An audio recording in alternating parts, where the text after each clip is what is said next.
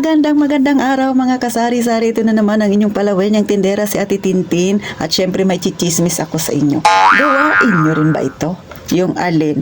Yung magkaiba ang presyo ng inyong paninda kapag utang at iba rin ang presyo ninyo kapag cash. May ganon nga ba?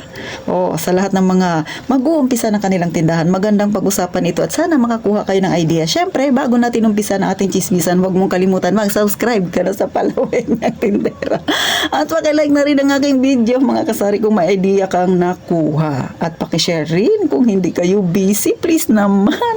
Sa mga datihang subscriber na Tintin, walang bitawan mga kasari. Huwag nyo namang iiwan si Ate Tintin, hindi na ako makakapag-chismis niyan sa inyo. At eto na, umpisa na natin ang mainit-init pa nating chismisan. Muli, magandang araw mga kasari-sari. So eto yung aking chismis talaga. Nung ako ay bumili ng bigas nung nakaraan, every week kasi mga kasari, twice akong bumibili ng bigas. So isang sako lang kada biyahe ko kasi nakamotor lang ako. Ayaw kong mag-tricycle kasi mahal yung pamasahe dito sa amin. At syempre, sayang pa yun, tubo pa yun mga kasari. So kung nakamotor ako, ay gasolina lang. So hindi naman malaki ang aking magagastos na gasolina, no. So eto na, nakapila kami sa counter. Sabi nung isang tindera, syempre karamihan doon sa binibilhan ko ay mga kagaya ko ring may maliit na tindahan, no. Sabi nung isang may edad-edad na, tumaas na talaga ang bigas ngayon. Sabi ko, di napa-chismis din si Ate Tintin. Chismosa talaga. Sabi ko, oo nga. Sabi ko, parang kabibili ko lang nung nakaraante. Sabi ko doon sa isang kaparehas ko na may maliit na tindahan. Sabi ko, kasi medyo na siya, malapit na siya mag-senior. Sabi ko, malapit na, medyo tumaas ngayon. Kasi nung nakaraan, kabibili ko lang. Tapos ngayon, tumaas na halos ng 50 pesos. So, alam naman natin, no, tayong mga may tindahan, pagka ganitong mga panahon, ganitong mga buwan, nag-uumpisa ng magtaasan ng mga bilihin dahil pa December na mga kasari. So sabi niya, kaya ako, sabi niya gano'n sa akin, yung aking presyo kapag cash ay iba, pagka utang din ay iba. So, medyo napataas ako ng kilay ng kaunti. O, diba? Ma-attitude si Ate Tina.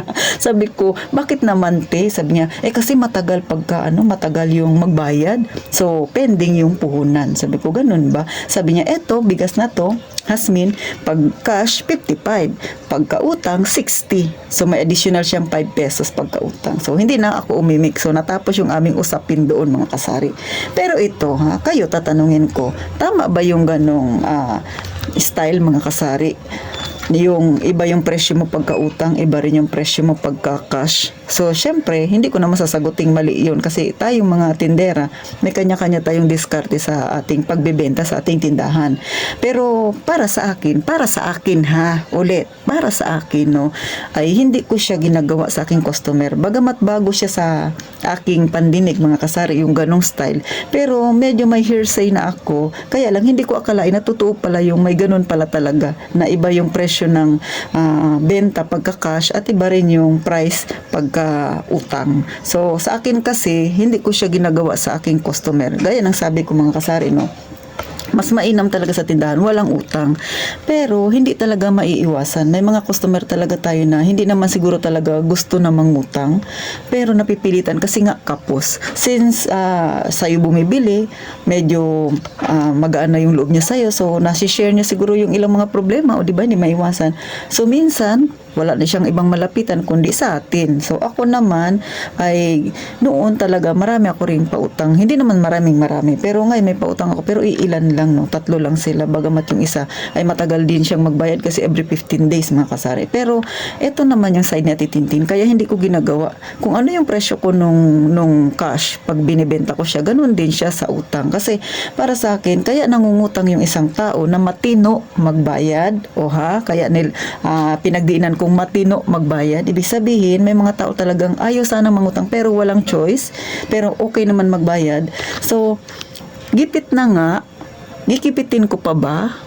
Kapos na nga, pipilitin ko pa bang taasan yung presyo ko? Di mas lalo siyang kakapusin, mga kasari. Ito ay side ko lang, no? Hindi ko naman sinasabi na mali yung ginagawa ng isang tindera. Walang ganon si Ate Tintin. Pinapakita ko lang sa inyo, mga kasari, kung ano yung naging journey ko. Kasi ayaw kong bansagan ako ng masyado akong gahaman sa pera. Pero hindi ko rin sinasabing gahaman sa pera yung aking nakasabayan, mga kasari. Ito sa akin, ayaw ko lang makarinig ng masakit na sasabihin sila sa akin na grabe naman, para namang napakagahaman naman, o di ba? Ayaw kong makarinig ng ganun. Una ay kasi mas maganda yung magkaroon tayo ng magandang relasyon sa isang customer. Kung sa tingin mo maganda naman siyang magbayad, kaya mo naman siyang suportahan sa kanyang pangungutang, why not? Pero kung hindi mo kaya, edi wag. Pero para sa akin, no, ayaw kong dagdagan pa yung bigat na nararamdaman niya. Kasi mas maganda pa rin maging mabuti tayo sa ating kapwa kahit na wala tayong kapalit na hinihingi, mga kasari. Kasi at the end of the day, mas magiging maganda na makita nila kung sino ka talaga, no. Hindi tayo sa pera-pera lang. Bagamat nasa larangan tayo ng pagnenegosyo, pero hindi naman sa lahat ng pagkakataon pera-pera lang tayo. Maganda rin yung may relasyon tayong mainam sa ating customer. Kasi lalo na kung yung lugar ninyo, kahit dito sa amin, no, tabi-tabi kami. So pag nagkaganyan ako, no, halimbawa gagayahin ko yung style ng isang tindahan na pagkautang iba yung presyo, ay mababansagan nila ako na nagahaman sa pera. O kahit hindi man nila sabihin nila, naku, wag ka dyan bumili. Kasi nga, pagka hindi ka naman makakautang dyan, tapos makautang ka, ibang presyo niyan. Ayaw ko nakakarinig ng mga ganong usapan, mga kasari, no. Pero nasa sa inyo yan kung type ninyo yung ganyang style. Kaya ikaw na nanonood sa akin na may tindahan na matagal na, gawain mo rin ba yan? O kaya naman ikaw na wala ka pang tindahan at gusto mo rin magkaroon ng tindahan, sa tingin mo maganda kaya yung ganyang discarding malupit para kumita ng malaki? Ako ay sa akin, mga kasari, hindi ko gagawin sa aking customer. Kasi gaya ng sabi ko, ayaw ko nang dagdagan pa yung hirap na nararanasan niya. Tama na yung nakautang siya sa akin, nagbayad siya ng maayos, tama na yung ganun. At least maganda yung ugnayan namin. Hanggang dito na lang si Ate Tintin. Ulit, hindi ko sinasabing mali yung ginawa ng isang tindera na iba yung presyo niya sa cash, iba rin yung presyo niya sa utang. Diskarte niya yun. Pero ito naman yung opinion ko, ayaw kong gawin yun sa aking kapwa. Kasi alam ko napakahirap na ng buhay ngayon, masyado ng marami tayong problemang kinakaharap. Ayaw ko nang maging problema pa niya yung pangungutang niya sa akin dahil nadagdagan ang bayarin niya sa akin.